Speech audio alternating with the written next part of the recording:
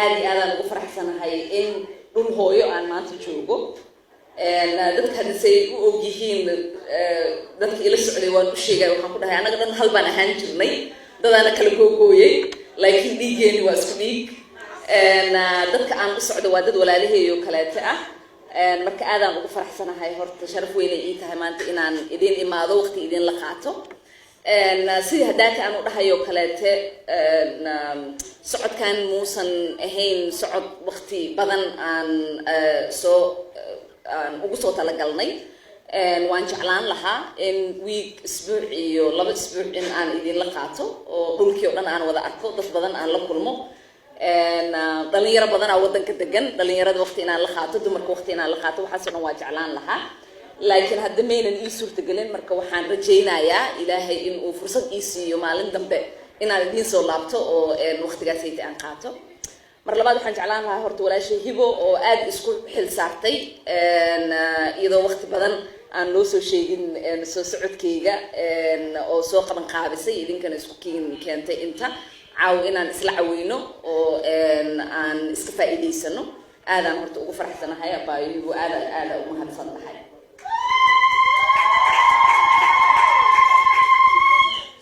dumarka Djibouti hadda quruxdooda iyo qiimahooda meel kasta laga wada yaqaanaa marka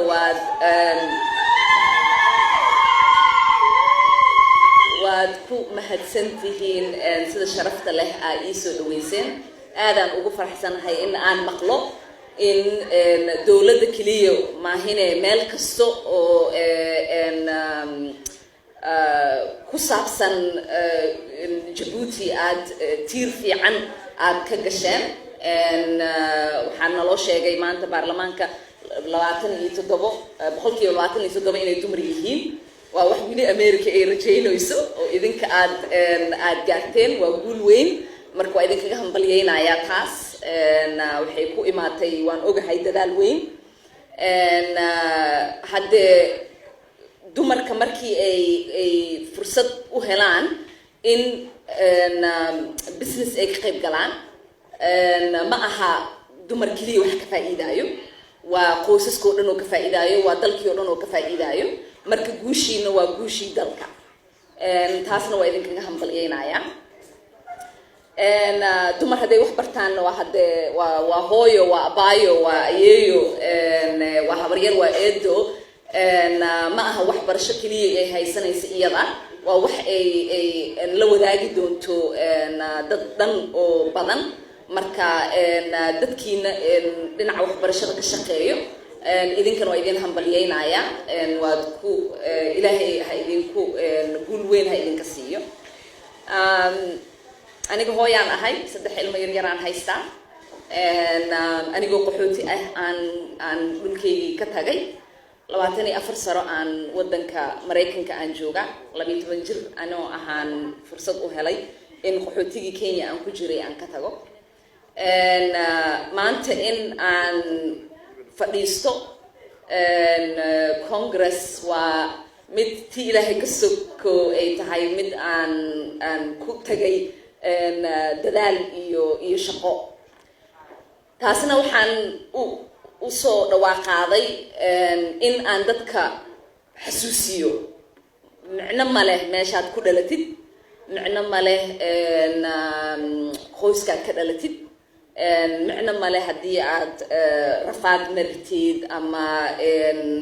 cabiid aad aragtid ama dagaal aad ku noolaatid waxa kaliya oo muhiim ah waa inaad adiga is aaminsan tahay oo ilaahay aad tala saartid oo aad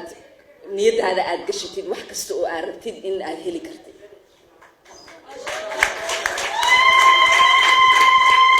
marka dhalinyarada dhageysanaysa gabdhaha walaalahay iyo rag badan dhageysanayaba kulli waxaan rabaa in niyada ay gashtaan wax kasta oo aad u dhaqaaqdid oo shaqadiisa aad gashid haddii adiga aad aaminsan tahay ilaahay wuu kula garab galayaa way kuu suurtageli kartaa wiliga ha u ogolaanin qof inuu ku dhaho lacag ma haysatid ama qoys magac lama ka dhalan ama madoowa tahay aniga kayskayga kale ama muslimada tahay ama gabar khamaara wadataa baarlamaan ma fadhiisan kartid waxaasay wax dad iska dhaxaan waaye adiga weligaa niyadaada ha gashanin horay u soco waan gaaraysaa wixii hamigaaga uu yahay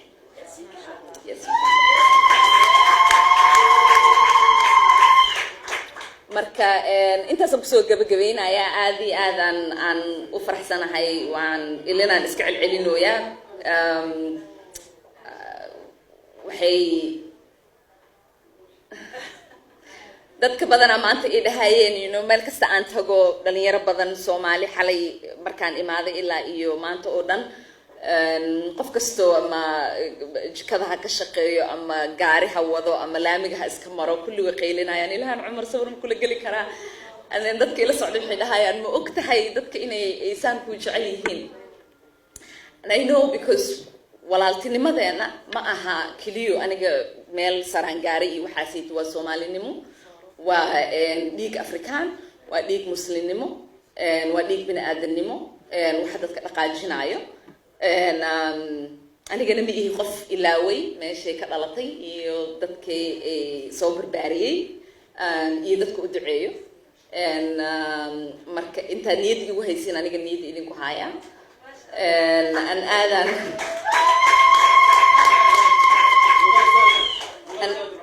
an aadan aan ugu faraxsanahay maanta in aan fursad u haysto kursi aan Africa iyo qaas ahaan Horn of Africa aan wax ugu tari karo oo aan ku taakuleyn karo waxaan ahay qofkii ugu horeeyay oo Africa ka dhashay ku dhashay oo baarlamaanka America fadhiisto marka taas waxay fursad ii siinaysaa dad badan oo Africa TV le ka fiirsaday ama soo booqday safari aaday oo kaleete ama qof jaamacad kala dhigtay ama halkoo qof ka yaqaano in dadkaasiti aan fursad u helo maanta in aan ka dhaadhacsiiyo Africa maxay tahay dadkeeda maxay yihiin rajadooda maxay tahay maxay wax u qiimeeyaan haddii aan ula dhaqanno Africa in ay quwad leedahay in iyada ay kalsooni isku qabi karto in wax badan Africa ay u suurtagali karaan marka waxaan ogahay reer Djibouti in ay yihiin dad wadamo badan soo dhaweysto laakiin aan wiligood ilaawin in wadankoodii la joogo oo ku gorgortamaayo resources iyaga ay haystaan oo aan wiligood ilaaweynin in iyaga loo baahan yahay oo iyaga aan dad u baahneen marka taasna tusaalad weyn